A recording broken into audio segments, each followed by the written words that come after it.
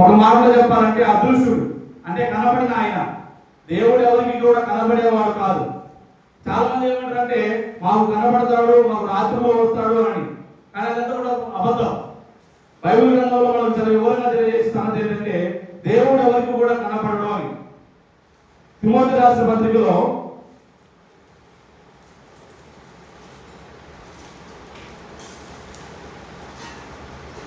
6వ అధ్యాయంలో 15 నుంచి గమనించండి. మొదటి తిమోతి 6వ అధ్యాయంలో 15వ వచనం నుండి శ్రీమంతుడును అద్వితీయుడునగు సర్వాధిపతి యుక్త కాలమందు ఆ ప్రత్యక్షతను కనుపరుచుచు ఆ సర్వాధిపతి రాజులకు రాజును ప్రభువులకు ప్రభువునై ఉన్నాడు. సమీపింపరాని తేజస్సులో ఆయన మాత్రమే వహించుతూ అమరత్వము గలవాడైంది. మనుషులలో ఎవడును ఆయనను చూడలేదు, ఎవడును చూడనేరడు. ఆయనకు శాశ్వతమైన ప్రభావం కలిగిండు కాక అని ఇక్కడ పౌలు గారు తిమోతికి రాస్తూ తెలియజేసిన మాట. ఇక్కడ తెలియజేయబడింది మొట్టమొదటిగా ఆయన ఎవరు అంటే శ్రీమంతుడు, అంటే చాలా ఐశ్వర్యం కలిగిన వాడు, చాలా గొప్పవాడు, చాలా ధనవంతుడు అని. శ్రీమంతుడు అంటే అన్ని కలిగిన ఆయన. రెండో మాట అంటున్నాడు అద్వితీయుడు. మూడవది అంటున్నాడు సర్వాధిపతి. సర్వాధిపతి అంటే ఈ లోకం మీద ఉన్న అన్నిటి మీద కూడా ఆయనకు సర్వాధికారం ఉంది. సర్వం మీద ఆయన అధిపతిగా ఉన్నాడు. ఆయనే దేవుడై ఉన్నాడు. మూడవది అంటున్నాడు గమనించండి, యుక్త కాలమందు ఆ ప్రత్యక్షతను కనుపరుచును ఆ సర్వాధిపతి రాజులకు రాజు ప్రభువులకు ప్రభువునై ఉన్నాడని గ్రంథంలో తెలియజేస్తున్నాడు. రాజులకు రాజు. మనం ఇంకా ఎవరైతే నాయకులుగా చూస్తున్నామో, అధిపతులుగా చూస్తున్నామో, ఒకప్పుడు రాజులుగా ఉన్నారో వారందరికీ కూడా మించిన ఆయన ఎవరంటే మనం నమ్మే దేవుడు. ఆయనందరికీ కూడా మించిన ఆయన ఎవరంటే మనం నమ్మే దేవుడు. అది ఒక రాయబడి గమనించండి, రాజులకు రాజు ప్రభువులకు ప్రభువునై ఉన్నాడు. 16వ వచన భాగంలో సమీపింపరాని తేజస్సులో, అంటే ఏ మనుషుడు కూడా ఏ నరుడు కూడా ఆయన సన్నిధికి చేరాలంటే అలాంటి ఒక గొప్ప ప్రదేశంలో నివాసం ఉండేవారు ఎవరంటే మన దేవుడు. ఎవరు కూడా ఆయన దగ్గరికి వెళ్ళలేరు. ఎందుకంటే ఆయన యొక్క మహిమ లాంటిది, ఆయన యొక్క ప్రత్యక్షత లాంటిది, ఆయన యొక్క వెలుగు లాంటిది. అలాంటిగా ప్రశస్తమైనటువంటి ఆ యొక్క ప్రశస్తమైనటువంటి స్థానంలో ఆయన ఉన్నాడు. కాబట్టి అక్కడ రాయబడింది సమీపింపరాని తేజస్సులో. తేజస్సే ఒక గొప్ప వెలుగు అయితే అక్కడ రాయబడింది ఇక ఎవరు కూడా రాలేని ఒక గొప్ప వెలుగులో ఉన్న ఆయన ఎవరంటే మన దేవుడు. అంత గొప్ప దేవుడిగా ఉన్నాడు. ఆ దేవుడి గురించి రాయబడి అక్కడ 16వ వచన భాగంలో సమీపింపరాని తేజస్సులో ఆయన మాత్రమే వహించుచు అమరత్వం గలవాడై ఉన్నాడు. అమరత్వం అంటే అది ఎప్పటికీ కూడా కృషించుకోనిది, ఎప్పటికీ కూడా నశించుకోనిది, కుళ్ళిపోని ఒక గొప్ప శరీరం వాడు ఆయన. మానవ శరీరం ఎలా ఉంటుందంటే మనకి ఏదైనా బాధ లేకపోతే 3 రోజులలో మన శరీరము డల్లైపోయింది. ఒకవేళ మనం చనిపోతే 3-4 రోజుల కల్లా శరీరం ఎలా వస్తుందంటే కంపు కొడుతుంది. కానీ దేవుడు అంటున్నాడు అమరత్వం కలిగిన వాడైంది. మనుషులలో ఎవడును ఆయన చూడలేదు, ఎవడును ఆయనను చూడనేరడు అని గ్రంథంలో రాయబడింది. మనుషులలో ఎవరు కూడా చూడలేరు. చూడనంత ప్రశస్తమైనటువంటి వెలుగులో దేవుడు అక్కడ ఉంటే మా యొక్క మనుషుడు ఏం చేస్తున్నాడంటే అబద్ధమును కల్పించి నేను చూశానని చాలా మంది చెప్పుకుంటారు. కానీ అది రాకుండా గమనించండి, దేవుడిని ఎవరు కూడా చూడలేరు అంటే దాని అర్థము నేరుగా చూడలేరు. ఆయన అర్థము నేరుగా చూడలేరు. ఎలా చూడగలుగుతాము అంటే గ్రంథంలో ఒక ప్రధానమైన మాదిరి ఉంది. యోహాను సువార్త 1వ అధ్యాయం 1-3 వచ్చిన భాగాల్లో మనము ఆ దేవుడిని ఏ విధంగా చూడగలుగుతాము?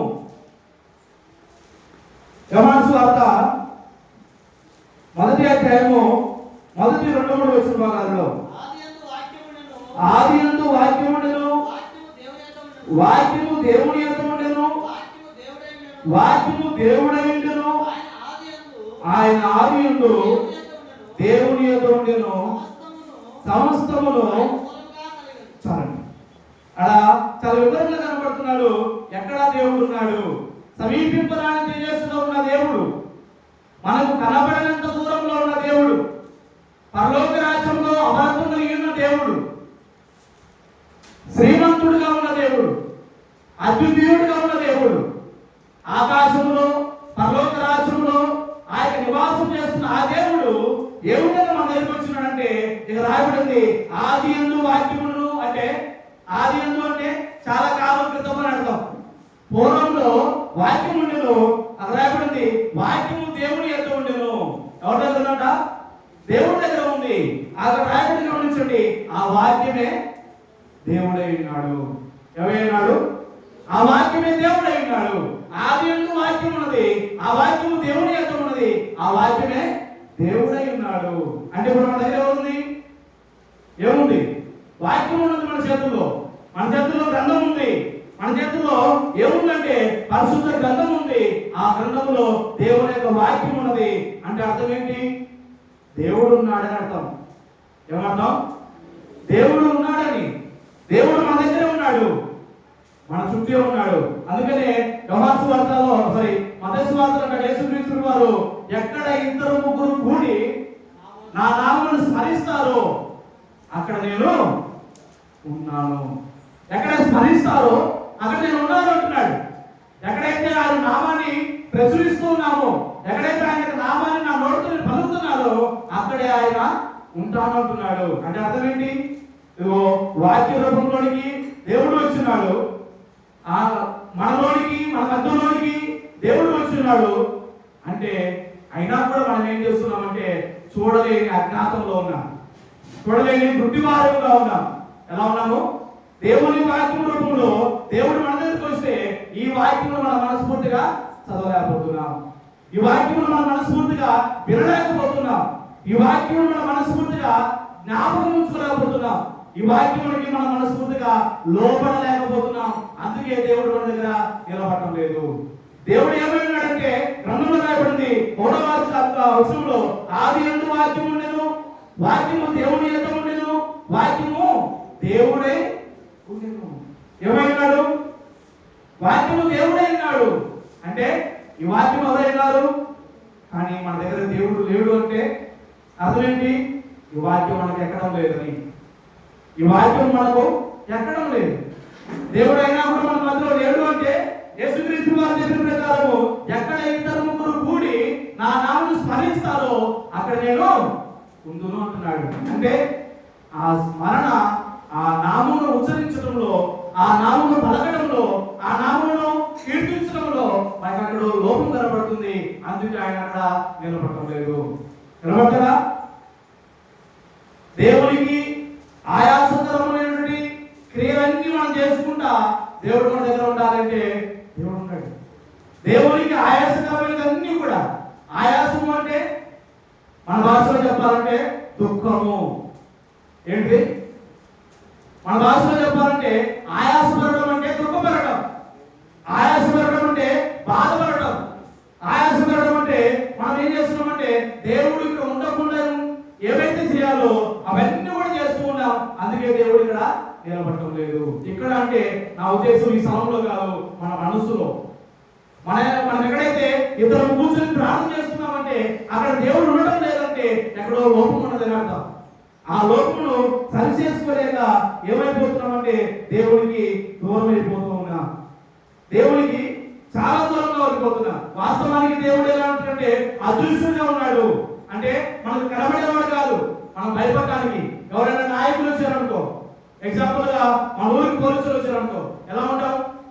రోడ్డు మీద ఎవరు కనపడరు, ఎక్కడో పోయి ఇళ్లలో దాక్కుంటారు. ఎవరిని ఎటు వస్తుందో అన్న భయం. ఒక మానవ రూపంలో ఉన్న ఒక అధికారి వస్తేనే మన భయం ఎలా ఉన్నదంటే వెళ్ళి దాక్కునేంత భయం ఉంది. కానీ దేవుడు ఎలాంటి దేవుడు అంటే నిన్ను కాపాడే దేవుడు, నీకు గాలినిచ్చే దేవుడు, నీకు నీరునిచ్చే దేవుడు. ఈరోజు నేను ఊపిరితో ఉన్నానంటే ఆ కారణం దేవుడే. నేను ప్రయాణం చేసి సురక్షితంగా ఇంటికి వెళ్తున్నానంటే కారణం దేవుడు. నేను బ్రతికున్నానంటే దేవుడే కారణం. నా కుటుంబం వడ్డీలు వెళ్తుందంటే దేవుడే కారణం. ప్రతి దానికి దేవుడు కారణమైనప్పుడు మనం ఏమనుకున్నామంటే దేవుడిని మాత్రం పక్కన పెట్టి మిగతా అన్ని కూడా చేసుకుంటూ వెళ్తున్నాం. ఆ కనపడిన దేవుడికి మనం ఏం చేస్తున్నామంటే భయం అవసరం లేదనే ఆలోచనలో ఉంటున్నాం. దేవుడు కనపడడు కదా అని, దేవుడు కనపడడు కదా అని. ఒక సందర్భం గమనించండి.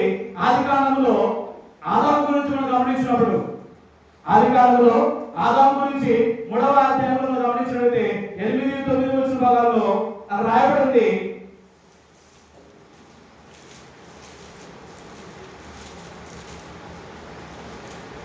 ఆదాము అక్కడ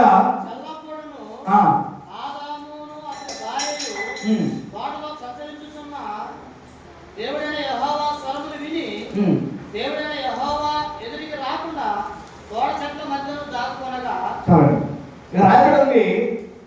ఆదాము తప్పు చేసిన తర్వాత ఏం చేస్తున్నాడంటే రాయబడింది తోట చెట్ల మధ్యలోనికి వెళ్ళి దాక్కున్నాడు. ఏమయ్యాడు? ఆ తోట ఉంది, ఏదైనా తోటలో చెట్లు ఉన్నాయి. ఆ చెట్ల చాటుకు వెళ్ళి దాక్కున్నాడు. ఎందుకు దాక్కున్నాడంటే అది రాయబడింది యెహోవా స్వరము వినబడి. ఏం వినబడింది? దేవుని స్వరం వినబడింది. ఆయన అలా సంచరిస్తున్నాడు. దేవుడు ఎలా చేస్తున్నాడు? సంచరిస్తూ ఉన్నప్పుడు దేవుని స్వరం ఆదాముకి వినబడింది. అప్పటికి ఆదాము తప్పు చేస్తున్నాడు కాబట్టి ఏం చేస్తున్నాడంటే దాక్కోవడం మనకి చెట్టు సాటికి వెళ్ళిపోయాడు. అక్కడ అప్పుడు అంటున్నాడు, దేవుడు పిలుస్తున్నాడు.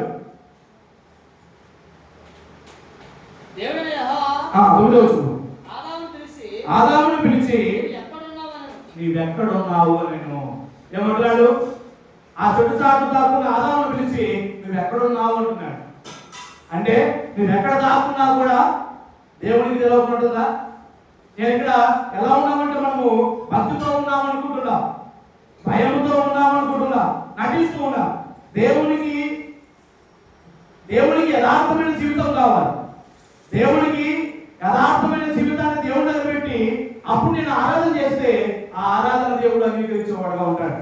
యథార్థమైన జీవితాన్ని పక్కన పెట్టి నామకార్థమైన జీవితాన్ని తీసుకుని వచ్చి దేవుడి దగ్గర పెట్టి నేను ఆరాధన చేస్తున్నాను, నా ఆరాధన అందుకోవయ్యా అంటే దేవుడు అందుకుంటాడా? అందుకే ఇక్కడ గమనించండి. అక్కడ 8వ వచన భాగంలో దేవుని స్వరం విని దేవుడిని యెహోవా ఎదుటికి రాకుండా తోట చెట్ల మధ్యలో దాక్కును. వెంటనే దేవుడు ఏం చేసినట్టే ఆదామును పిలిచి నీవెక్కడున్నావు అని వెంటనే ప్రశ్నించేవాడుగా ఉన్నాడు. లోపం ఏంటంటే దేవుడు సృష్టించిన సృష్టి మొత్తం కూడా దేవుడికి లోబడేదిగా ఉంటుంది.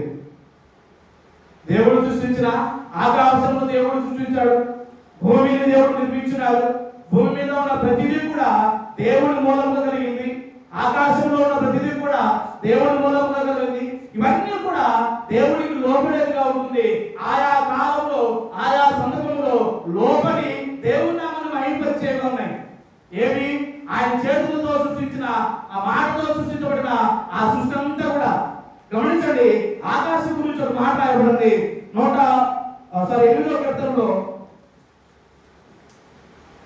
8వ కీర్తనలో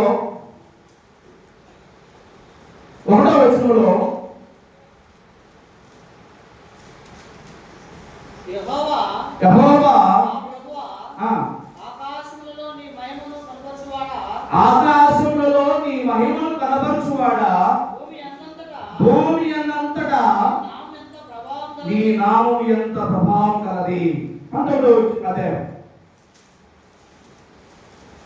ఆకాశములు దేవుని మహిమను వివరించుచున్నవి, అంతరిక్షము ఆయన చేతి పనిని ఏం చేస్తున్నాయి? ఆకాశము దేవుని మాట వింటుంది. ఆకాశం కింద ఉన్న భూమి దేవుని మాట వింటుంది. యెషయా గ్రంథంలో రాయబడింది ఎద్దు తన కామాతును నెరుగును, గాడిద అంటే అవి కూడా తెలుసు. వాటికి కూడా ఏం తెలుసు? ఎద్దు ఎంత దూరం వెళ్ళినా కూడా సాయంత్రానికి అది ఏ ఇంటికి రావాలో ఆ ఇంటికే వస్తుంది. యజమానుడు ఎవరైతే ఆ యజమానుడి దగ్గరికి వచ్చి ఆ ఇంటి దగ్గర ఆగుతుంది. అది ఎద్దుకున్న జ్ఞానం. కానీ మనుషుడు ఏం చేస్తుందంటే తప్పిపోతున్నాడు. ఆకాశము ఇక్కడ రాయబడింది 19వ అధ్యాయంలో ఆకాశములు దేవుని మహిమను వివరించుతున్నవి. ఆకాశములు దేవుని మహిమను వివరిస్తున్నాయి. అంటే ఆకాశం చూడగానే వెంటనే ఎవరు గుర్తొస్తారంటే దేవుడు గుర్తొచ్చేలాగుంటుంది. ఆకాశం చూడగానే వెంటనే దేవుడే జ్ఞాపకం వస్తున్నాడు అనేక మందికి. కారణం ఏమిటి? దాని కాలంలో వెలుతురు వస్తుంది, దాని కాలంలో చీకటి వస్తుంది, దాని కాలంలో చంద్రుడు, ఆ కాలంలో సూర్యుడు అన్ని కూడా తగిన కాలంలో వస్తున్నాయి. ఆఖరికి ఆకాశం నుండి వర్షము కూడా తగిన కాలంలో వస్తుంది. అందుకే ఆకాశం చూడగానే దేవుని నామంలో మహిమపరిచే విధంగా మనకు కనపడుతుంది. కానీ ఒక మనిషిని చూస్తే ఇతను దేవుని కుమారుడు, ఒక మనిషిని చూస్తే ఇతను దేవుని పిల్లవాడు, ఒక మనిషిని చూస్తే ఇతను క్రైస్తవుడు అని ఇంకొక వ్యక్తి దేవుని నామాన్ని మహిమపరిచే విధంగా నా జీవితాన్ని నేను మలుచుకోగలిగితే, అలవాటు చేసుకోగలిగితే అది గొప్ప జీవితంగా మారుతుంది. యేసుక్రీస్తు వారి గురించి తన దేవుడు మాట్లాడాడు, ఈయన నా ప్రియ కుమారుడు, ఈయన ఏదో నేను ఆనందించుచూ ఉన్నాను. యేసుక్రీస్తు వారి గురించి ఎప్పుడు ఆయన భూమి మీద ఉన్నప్పుడే, ఎప్పుడు ఆయన శరీరంలో ఉన్నప్పుడే, ఎప్పుడు అంటే ఇదిగో మనకి ఏదైతే రక్త మాంసములు ఉన్నాయో అదే రక్త మాంసమైన శరీరంలో ఉన్నప్పుడే యేసుక్రీస్తు వారి గురించి తన దేవుడు అన్న మాట ఏంటంటే ఇదిగో ఈయన నా ప్రియ కుమారుడు. ప్రియ కుమారుడు అంటే ఇష్టమైన వాడని. ఎందుకయ్యాడంటే భూమి మీద తాను ఏదైతే చేయవలనో దేవుని కోసము అవన్నీ కూడా క్రమం తప్పకుండా సంపూర్ణంగా చేసి దేవుని ఎదురు నిలబడ్డాడు. అందుకే దేవుడు అంటున్నాడు, ఈయన నా ప్రియ కుమారుడు, ఈయన ఎందుకు నేను ఆనందించుతూ ఉన్నాను. ఆ ఆనందము మన ద్వారా కూడా దేవుడికి కలగాలనేది దేవుని యొక్క ఆలోచన. మన ద్వారా కూడా దేవునికి కలిగినప్పుడే ఆ సంతోషం ఆకాశం ద్వారా దేవునికి మహిమ కలుగుతుంది, భూమి ద్వారా దేవునికి మహిమ కలుగుతుంది, ఆఖరికి జంతువుల ద్వారా కూడా దేవునికి మహిమ కలుగుతుంది, ఆకాశ పక్షుల ద్వారా కూడా దేవునికి మహిమ కలుగుతుంది. ఆకాశం ద్వారా కలుగుతుంది, ఆకాశ పక్షుల ద్వారా కలుగుతుంది, భూమి ద్వారా కలుగుతుంది, భూమి మీద నిలబడే మృగములు జంతువుల ద్వారా దేవునికి మహిమ కలుగుతుంది. కానీ భూమి మీద దేవుడు తన సొంత చేతులతో తయారు చేసిన మనిషి ద్వారా మాత్రము దేవునికి దుఃఖము, ఆయాసము, బాధ మాత్రం మిగులుతుంది. కారణం ఏమిటంటే మన జీవితం. మనం ఏ క్రమంలో ఉన్నామంటే ప్రతి ఆదివారం నేను మందిరానికి వెళ్తున్నాను, అదే దేవుణ్ణి ఆరాధించడం అనుకుంటాం. ఆదివారము నేను దేవుని మందిరానికి వెళ్తున్నాను, అందుకు నేను దేవుణ్ణి ఆరాధించినట్టే అనుకుంటున్నా. నేను దేవుని వాక్యమును రాసుకుంటూ ఉన్నాను కాబట్టి నేను దేవుని ఆరాధించినట్టే అనుకుంటున్నాను. కానీ అది కాదు. దేవుడు మన జీవితం ద్వారా తృప్తి కలగాలి. మనం అన్నం తింటే ఎలా తృప్తి కలిగి ఉంటామో, ఆ తృప్తిగా ఎలాగైతే పడుకుంటామో మన జీవితం ద్వారా కూడా దేవునికి ఆ రకమైన తృప్తి కలగాలి. ఆ రకమైన సంతృప్తి ఎప్పుడైతే నీ ద్వారా, మన జీవితాల ద్వారా, మన సంఘం ద్వారా దేవుడికి ఎప్పుడైతే వెళ్తుందో అప్పుడు దేవుడు సంతోషపడేవాడుగా ఉంటాడు. గమనించండి, ఇర్మియా గ్రంథంలో 22వ అధ్యాయంలో ఇర్మియా 22వ అధ్యాయంలో 15వ వచనం గమనించండి.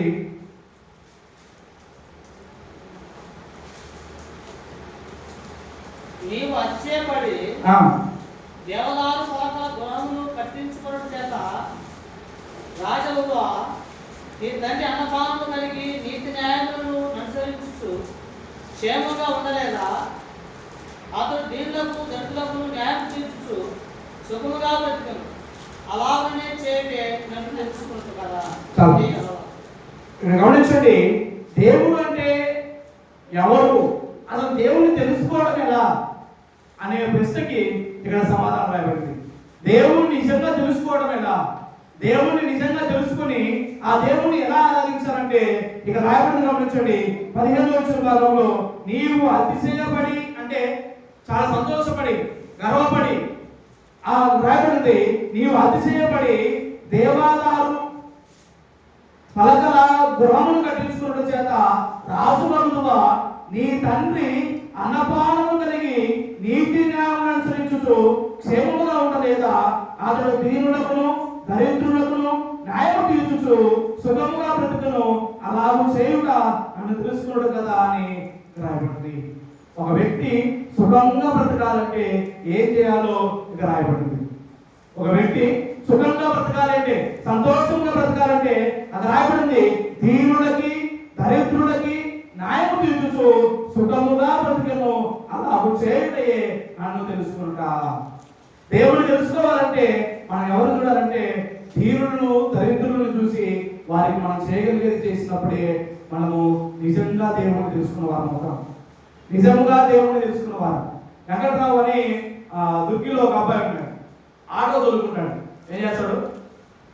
ఆటో తోలుకుంటాడు. చిన్న ఆటో, పెద్ద ఆటో కాదు, చిన్న ఆటో తోలుకునే ఆ కుర్రోడు ప్రతి నెల మొదటి శుక్రవారము వాళ్ళ ఇంటి దగ్గర బహిరంగ కూడిక ఏర్పాటు చేస్తారు.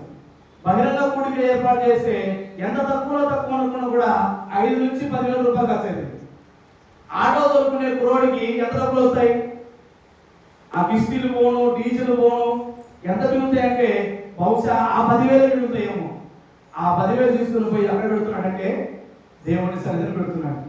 ఎలా? ఒక మంచి స్వార్థ కొడుకుని ఏర్పాటు చేసి ఆ స్వార్థ కొడుకు ద్వారా అనేకులకి దేవుని యొక్క వాక్యమును ప్రకటించడం మాత్రమే కాకుండా అక్కడ వృద్ధాశ్రమములు, కుష్ఠరోగుల కాలనీ అవన్నీ, ఆ కుష్ఠరోగుల కాలనీ దగ్గరికి వెళ్ళి ఒక పూట భోజనాన్ని వండుకొని తీసుకొని పోయి అదే ఆటోలో ఆ ఇంటి దగ్గర పెడతాడు. ఒక ఆటో దొరుకునే ఒక సామాన్యుడైన ఒక అబ్బాయి. రాయబడి గమనించండి. అసలు దేవుడిని ఎలా తెలుసుకోగలుగుతాము? ఎలా? వారం దేవుని వాక్యం వింటే కాదు, వారానికి మనం సమయానికి వచ్చి సమయానికి రాకపోయినా వచ్చి కూర్చుంటే కాదు. ఎలా దేవుడు తెలుసుకోగలంటే ఇక రాయబడింది 22వ అధ్యాయం 15వ వచన భాగంలో 16వ వచన భాగంలో అతడు దీనులకి దరిద్రులకి న్యాయం తీర్చుచు సుఖముగా బ్రతికెను అలాగూ చేయుటే నన్ను తెలుసుకునుట ఇదే యెహోవా వాక్కు. ఏది? దేవుడు మాకేమిటంటే నన్ను తెలుసుకోవాలి. ఎలా తెలుసుకోవాలి? ఎవరైతే దీనులుగా ఉన్నారో దరిద్రులుగా ఉన్నారో వారి దగ్గరికి వెళ్ళి నువ్వు చేయగలిగేది చేయకుండా నేను కూర్చొని గంటలు ప్రార్థన చేసినా కూడా నిరుపయోగమే. కాబట్టి దేవుడిని తెలుసుకోవడం ఎలా అంటే ఆయన అదృశ్యుడు, ఆయన కనబడిన వాడు. ఆ కనబడిన ఆయన్ని మనం తెలుసుకోకపోతే చాలా ప్రమాదంలో పడిపోతాం. ఆ ప్రమాదం ఎలా ఉంటుందంటే పరలోక రాజ్యమును స్వతంత్రించుకోలేనంత ప్రమాదం. పరలోక రాజ్యాన్ని స్వతంత్రించుకోవాలంటే ఈ లోకంలో మనం దేవుణ్ణి తెలుసుకోవాలి. దేవుణ్ణి తెలుసుకోవడం అంటే దేవుణ్ణి నిజంగా తెలుసుకోవాలి. అసలు దేవుడు ఎక్కడున్నాడు? ఇదిగో వాక్యంలో ఉన్నాడు. ఈ వాక్యమే దేవుడు అయినాడు. ఈ వాక్యమును ఎంత శ్రద్ధగా చదువుతున్నాం, ఈ వాక్యమును ఎంత శ్రద్ధగా వింటూ ఉన్నాం, ఈ వాక్యమును వినడానికి ఎంత యథార్థమైన జీవితంలో, ఎంత ఏ కల్ముషం లేకుండా, ఏ స్వార్థం లేకుండా దేవుడి దగ్గరికి వెళ్ళి దేవుని వాక్యం వినడానికి ఎంతమందిని మనము ముందుకు వస్తున్నాం అనేది చాలా పెద్ద ప్రశ్న. అందుకనే దేవుడిని తెలుసుకోవాలి, దేవుడి యొక్క మాటలు తెలుసుకోవాలి. దేవుడు ఎలా ఉంటాడంటే దేవుడి యొక్క మాట రూపంలో ఉన్నాడు. దేవుడు ఎలా ఉంటాడంటే ఇద్దరు ముగ్గురు కూర్చొని మనం ప్రార్థన చేస్తే, దేవుని నామను తలుసుకుంటే, దేవుని నామను స్తుతిస్తే అక్కడే దేవుడు ఉన్నాడు అంటున్నాడు. మూడవదిగా ఎవరైనా మన దరిద్రుల్ని, కుష్ఠరోగుల్ని, అవసరంలో ఉన్న వారిని పరామర్శించి వారికి కావాల్సింది ఇచ్చినట్లయితే అక్కడ దేవుడు ఉన్నాడని దేవుని యొక్క మాటలో రాయబడింది. ఈ మూడింటి ద్వారా దేవుణ్ణి తెలుసుకొని దేవుణ్ణి ఆరాధించాలని మనందరూ కూడా మనస్ఫూర్తిగా కోరుకుంటూ ఓపికతో మీ అందరికీ ప్రభువైన యేసుక్రీస్తు నామమున ఉన్నాను. Thank you.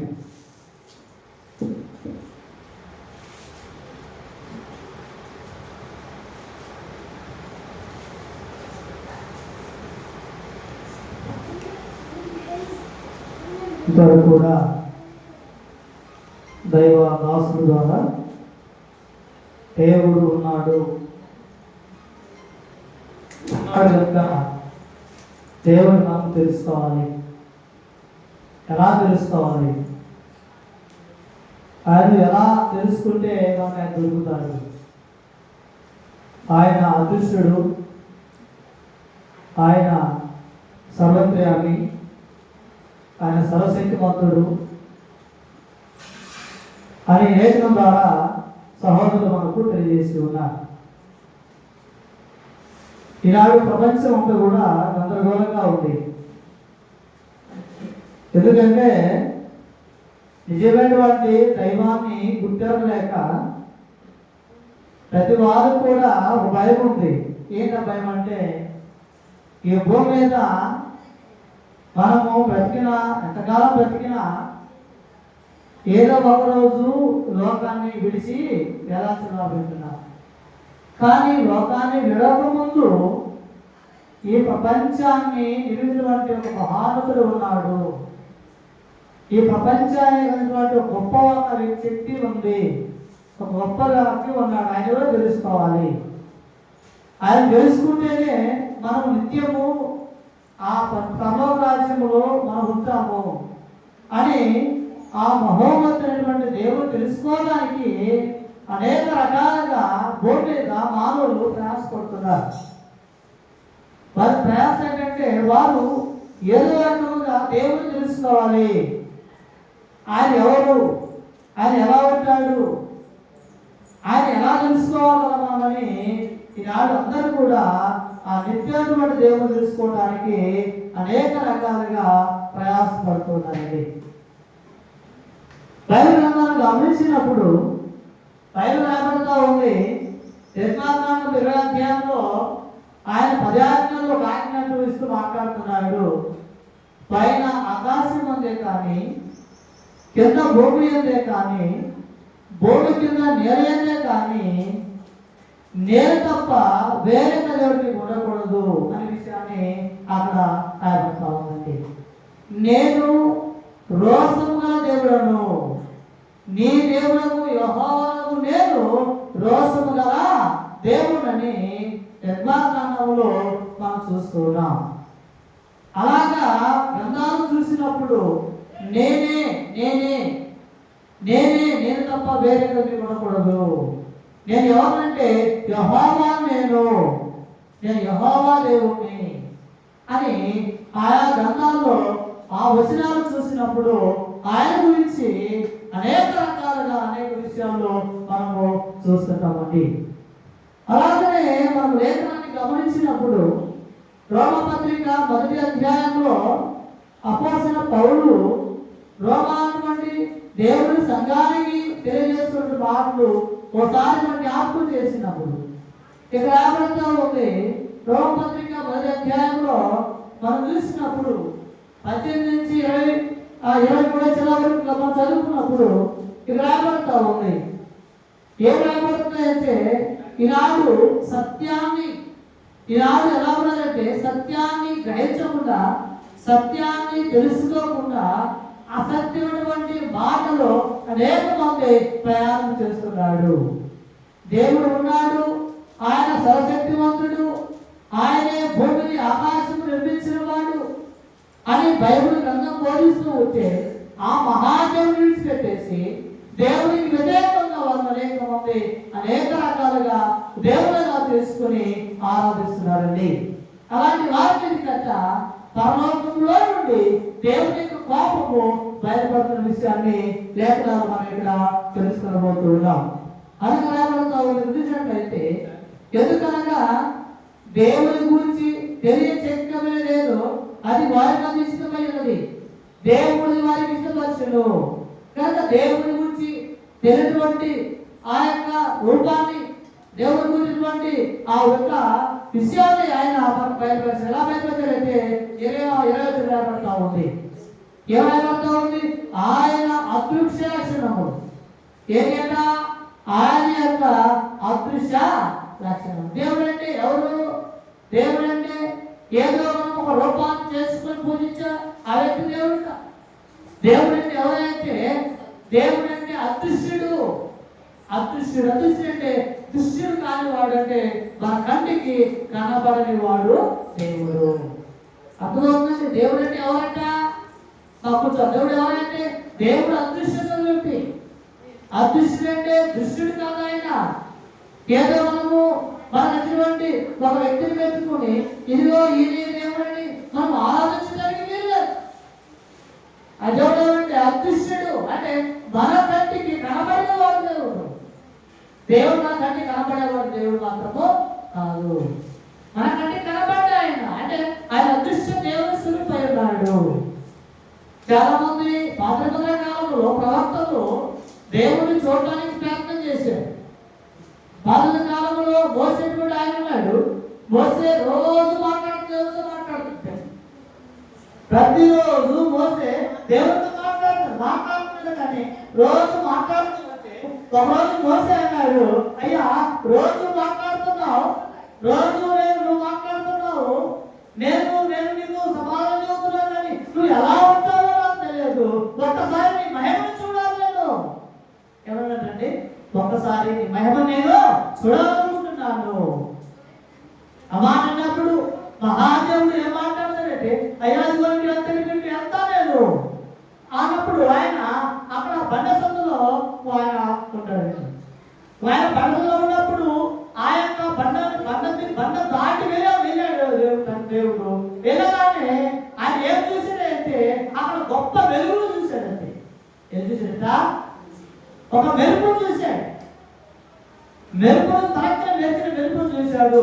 మెరుపును చూసి అంటాడు, అయ్యా నీవు వెలుగై ఉన్నావు, నిన్ను చూసిన వాడు ఎవరు కూడా బ్రతకలేడని బైబిల్ గ్రంథం స్పష్టంగా బోధించబడతా ఉంది. దేవుడు ఎలాంటి వాడంటే గొప్ప శక్తి వెలుగై ఉన్నాడు. ఆయన అదృశ్యుడు, ఆయన కనపడేవాడు కాదు. చాలా మంది మన క్రైస్తవ మత సిద్ధాంతాలు కూడా ఏం చేస్తారంటే, కొంతమంది తప్పుడు బోధకులు, అబద్ధ బోధకులు ఎలా తయారైపోయారంటే, నేను బడుగు నిద్రపోతున్నప్పుడు తెల్లని బట్ట వేసుకొని నా కాడికి వచ్చి నా కుమారుడు తన ఊరే వాక్యం చెప్పన్నాడు, మీ ఊరికి వచ్చారని నా అబద్ధ బోధ చేసి చాలా మంది మనకు కనిపిస్తాయి. బైబిల్ మాట్లాడుతూ ఉంది, దేవుడు చూడటానికి మోసే ఆయన చూడలేకనే ఆ మెరుపును చూసి ఆయన మోసే చదువుతున్నప్పుడు మరి వీళ్ళు దేవుడు చూసామని అంటున్నారు. వీళ్ళు దేవుడు చూడటానికి ఆయన గొప్ప శక్తిమంతుడు, ఈ ప్రపంచమంతా ఉన్నవాడు, ఆ మహా గొప్ప దేవుడు. మనం చూడలేము, మనం చూస్తే బ్రతకలేమని బైబిల్ చూస్తే మనకి ఇక్కడ బోధించబడతా ఉందండి. అలా చూసినప్పుడు యెషయా గ్రంథంలో 6వ అధ్యాయం గమనించినప్పుడు యెషయా 6వ అధ్యాయంలో కూడా దేవుని యొక్క మహిమను అక్కడ యెషయా గారు వివరిస్తూ ఉన్నాడు. దేవుడు ఎలా ఉంటాడు, ఆయన గురించి ఎలా వివరిస్తున్నాడంటే, ఇదిగో దేవుడైతే సింహాసనంలో కూర్చుని ఉన్నాడు. దేవుడి సింహాసనం కూర్చున్నప్పుడు ఇదిగో దేవుడి సింహాసనం దగ్గర శరాపులు వంటి దేవుడి దూతలు ఉన్నారు. దేవుడి దూతలు ఉన్నప్పుడు ఒక్కొక్క దూతకు వచ్చేసి 6 రెక్కలు ఉన్నాయి. ఎన్ని రెక్కలు అంటే ఒక్క దూతకు వచ్చేసి 6 రెక్కలు ఉన్నాయి. ఆ రెక్కలు ఉన్నప్పుడు 2 రెక్కలతో ఒళ్ళు కప్పుకొని, 2 రెక్కలతో ముఖమంతా కప్పుకొని, మిగతా 2 రెక్కలతో ఎగురుతూ యెహోవా దేవుడు పరిశుద్ధుడు పరిశుద్ధుడు పరిశుద్ధుడని ప్రతిగానం చేస్తున్నారని బైబిల్లో యెషయా 4వ అధ్యాయంలో మనం చూస్తున్నాం. దేవుని వెనుకండి ఆ యొక్క దేవుని దూతలు ఆయన చూడటానికి వారు ధైర్యపరచాలంగా ఇదిగో 2 రెక్కలతో ముఖము కప్పుకొని, 2 రెక్కలతో ఒళ్ళు కప్పుకొని ఇదిగో ఎగురుతూ ఆయన గర్భాస్తూ ఉంటే ఈ కూతురు ఈ నరుడు మానవులు నేను చూశానంటూ ఉన్నారు. ఇది ఎలా సాధ్యమని నేను జ్ఞాపకం చేస్తున్నానండి. దేవుని ఎవరు కూడా ఎప్పుడు కూడా చూడలేదు. చూసిన వాడు బ్రతకడు, వాడు బ్రతకనేరడు. అందుకని ఎలా తెలుసుకోవాలైతే సరే దేవుడు చూడలేమంటున్నారు. దేవుడు చూడలేమన్నప్పుడు దేవుడు ఎలా తెలుసుకోవాలి, ఆయన ఎలా చదవాలంటే ఇక్కడ రాబడతా ఉంది. రోమపత్రిక 10వ అధ్యాయము 20 గమనించినప్పుడు ఆయన రాబడుతుంది, ఆయన అదృశ్య లక్షణములు, ఆయన అదృశ్యుడు, ఆయన మన కంటికి గమనించేవాడు కాదు. ఆయన అదృశ్య లక్షణములు ఆయన యొక్క అనగా ఆయన నిత్య శక్తి, దేవత్వములు, ఆయన అదృశ్య లక్షణములు, అలాగే ఆయన నిత్య శక్తి, ఆయన యొక్క దేవత్వములు మనం ఎలా కనుక్కుంటామంటే రాబడతాము. ఇక్కడ జగదుత్పత్తి మొదలుకొని సృష్టిబడిన వస్తువులను ఆలోచన వలన తేటపడుతున్నది. ఎలా తెలుసుకున్నామంట? దేవుని యొక్క గుణలక్షణాలను ఎలా తెలుసుకున్నామంటే బైబిల్ రాబడతాము. ఆయన యొక్క అదృశ్య లక్షణములు, నిత్య శక్తి, ఆయన దేవత్వం ఎలా కనుక్కుంటామంటే ఇదిగో జగదుత్పత్తి మొదలుకొని అనగా సృష్టి ప్రారంభం నుంచి ఇప్పటి వరకు ఇవన్నీ చూస్తున్నప్పుడు, ఈ ఆకాశాన్ని చూస్తున్నప్పుడు, ఈ భూమిని చూస్తున్నప్పుడు, అలాగనే ఈ ఆకాశమును ఈ భూమిని అందులో సర్వాన్ని చూస్తున్నప్పుడు నిజంగా దీని యొక్క పరమాత్మ ఉంది, గొప్ప శక్తి ఉంది, గొప్ప దేవుడు ఉన్నాడని ఉన్నాడని మనకు అర్థం అవుతుందండి. అందుకనే బయలుదేరుతా ఉంది. ఆయన ఎలా కనుగొంటామంటే, ఎలా తెలుసుకుంటామంటే, ఒకసారి ఈ సృష్టిని గమనించినప్పుడు, ఆకాశాన్ని చూసినప్పుడు, భూమిని చూసినప్పుడు, అలాగే ఈ సృష్టి సమస్తాన్ని మనం పరిశీలిస్తున్నప్పుడు దేవుడు ఉన్నాడు అని మనము తెలుసుకోగలమండి. ఉంది జగదొక్కటి మొదలుకొని సృష్టికున్న ప్రతి వస్తువును కూడా మనం జాగ్రత్తగా ఆలోచిస్తూ ఉంటే ఆకాశమును, భూమిని, ఆయా పక్షులను, ఆయా జంతువులను, జలచరులను ఇవన్నీ కూడా ఒకసారి మనము ఆలోచిస్తూ ఉంటే మనకేమాత్రం అవుతుందంటే వీరన్నిటికంటే ఒక పరమార్థము, ఒక శక్తి ఉంది. ఆయనే దేవుడు అనే విషయాన్ని బైబిల్ తెలియబడతా ఉంది. కానీ దేవుడు అయితే మన కంటికి కనిపించేవాడు కాదు. అందుకని ఆత్మలు అంటాడు, దేవుణ్ణి ఎవరు కూడా ఎప్పుడూ చూడలేదు, కానీ చూసిన నరుడు బ్రతకడనే విషయాన్ని బైబిల్లో మనము తెలుసుకోబోతున్నాం. కనుక దేవుడు ఉన్నాడు, ఆయన సర్వోన్నతుడు, ఆయన శక్తివంతుడు, ఆయన గొప్ప గొప్పవారై ఉన్నారు. కనుక ఆ దేవుడు మనము గ్రహించగలిగితే, ఆయన మనం తెలుసుకోగలిగితే మనం నిత్యత్వాన్ని సంపాదించుకోగలము. అంతేగాని ఆయన గుర్తులేకుండా మనం ఎక్కడికి వెళ్ళినా, ఏది చేసినప్పుడు కూడా, ఏది ఉపవాసం ఉన్నా, ఏది పురస్కారం చేసినా, ఇంకా ఏది చేసినప్పుడు కూడా మనం దేవుణ్ణి కనుగొనలేము. కానీ ఇదిగో బైబిల్ గ్రంథాన్ని చదువుతున్నప్పుడు, ఈ సృష్టిని మనం గమనిస్తున్నప్పుడు దేవుడు ఉన్నాడు, ఆయన శక్తివంతుడు, ఆయన గొప్పవాడనే విషయాన్ని లేఖనాలను నేను తెలియజేస్తున్నానండి. రాబడతా ఉంది జగదంతటి మొదలుకొని సృష్టిపైన ప్రతి వస్తువును కూడా మనం జాగ్రత్తగా ఆలోచిస్తూ ఉంటే దేవుడు ఉన్నాడని మనం తెలుసుకుంటూ ఉన్నాం. అందుకని 20 రాబడుతుంది, వారు దేవుడు ఎరిగి ఆయన దేవుని భయపరచలేదు, కృతజ్ఞతలు చెల్లించలేదు, కానీ వారు వ్యర్థులేని వారు దేవుడు ఎరిగి కూడా దేవుణ్ణి వాళ్ళు కాబట్టి ఇక్కడ దేవుని భయపరచలేదు. ఏదైతే దేవుడు ఎరిగి కూడా వారు దేవుని భయపరచలేదు, ఆయన కృతజ్ఞతలు చెల్లించలేదు కనుక వారు వాదాలతో వ్యర్థులైపోయారు.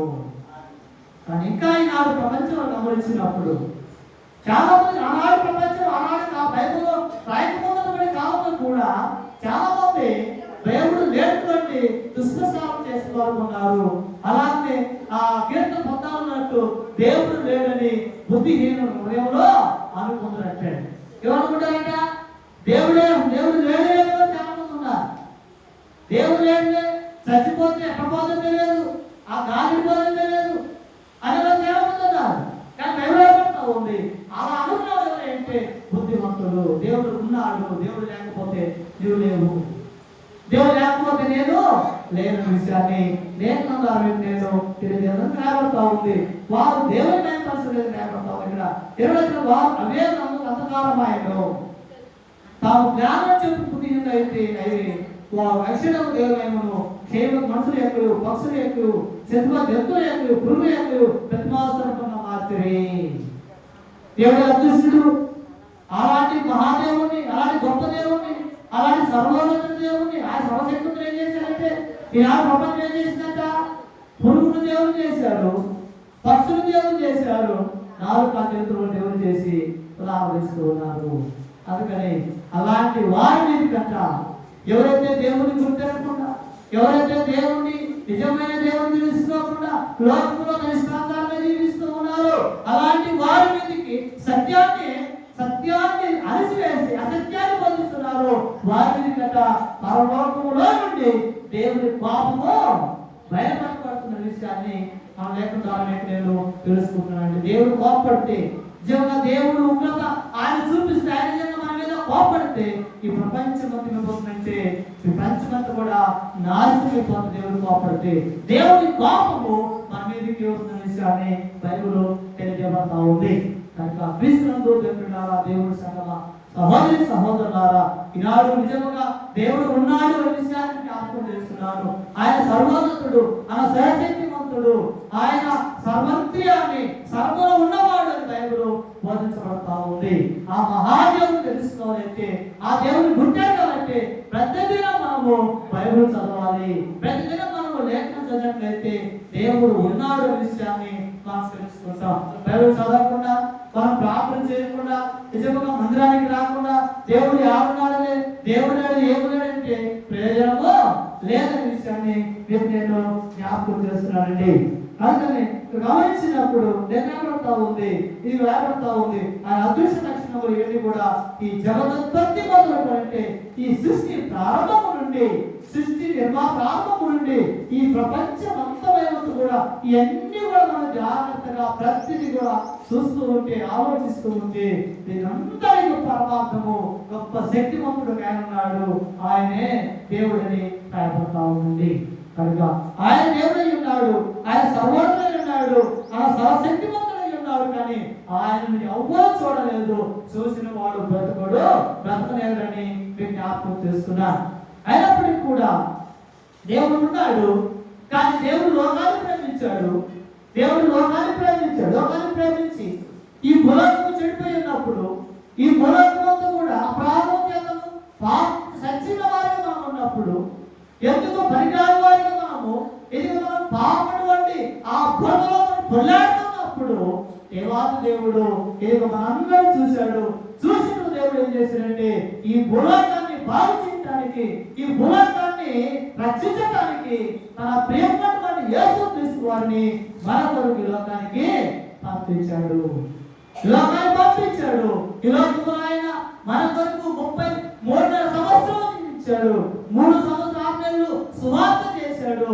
అంతమాత్రం కాదు కానీ మనందరి కొరకు ఆయన అదిగో ఆ కల్వరి చివరలో మన ప్రాణాన్ని మన కొరకు బలిగా ఆయన సమర్పించుకున్నాడని దేవుని వాక్యం స్పష్టంగా మనకు బోధించబడతా ఉందండి, రాయబడతా ఉంది.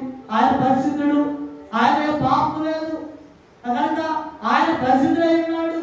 కానీ మనందరి దోష శిక్షను తన భుజాన వేసుకున్నాడని బైబిల్ గ్రంథంలో నేను జ్ఞాపకం చేస్తున్నానండి. కనుక క్రీస్తులో దేవుని సంగమా సహోదరి సహోదరులారా, యేసుక్రీస్తు వారు ఆయన దేవుని కుమారుడు, మన రక్షకుడని నేను జ్ఞాపకం చేస్తున్నాను.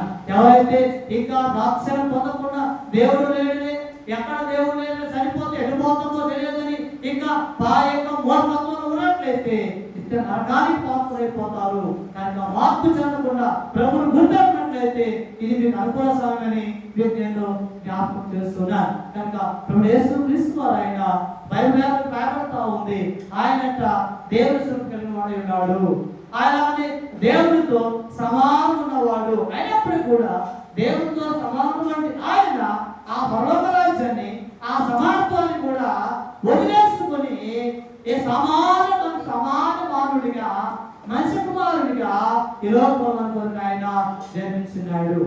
అంత మాత్రం కాదు కానీ ఈ లోకంలో ఆయన ఉన్నంత వరకు ఆయన మరణం పొందినంతగా కూడా విధేయత చూపిన వాడిగా ఉన్నాడు, తను తగ్గించుకున్నాడు.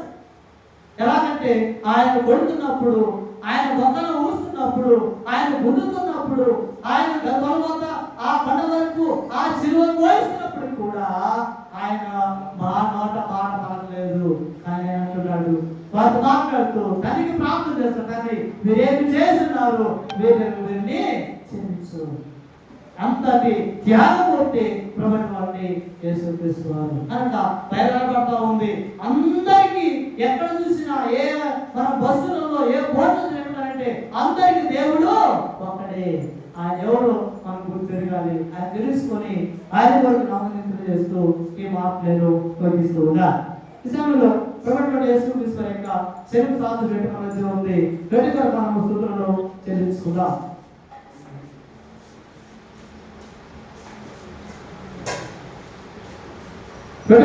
తెలుసుకున్నాం, ప్రార్థిస్తున్నాం.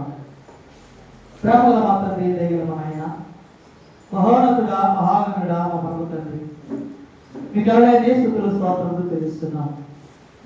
ఇదే ఆయన మా సహోదరు అనేశ్వర ద్వారా దేవుని యొక్క గుణలక్షణాలు, దేవుడు సర్వోన్నతుడని ఆయన ఉన్నాడని, అటువంటి ఆయన గొప్ప అంశాన్ని నేర్చుకోగలిగినటువంటి స్తుతిస్తున్నాం తండ్రి. మా ప్రభు యేసుక్రీస్తు వారి యొక్క శరీర సాదృశ్యంగా ఈ రొట్టెను తీసుకున్న నా తండ్రి, మేమందరం కూడా మమ్మల్ని పరిశీలించుకొని తీసుకునే భాగ్యం కలిగించమని యేసుక్రీస్తు నామములో ప్రార్థించి వేడుకున్నాం మా తండ్రి. ఆమేన్.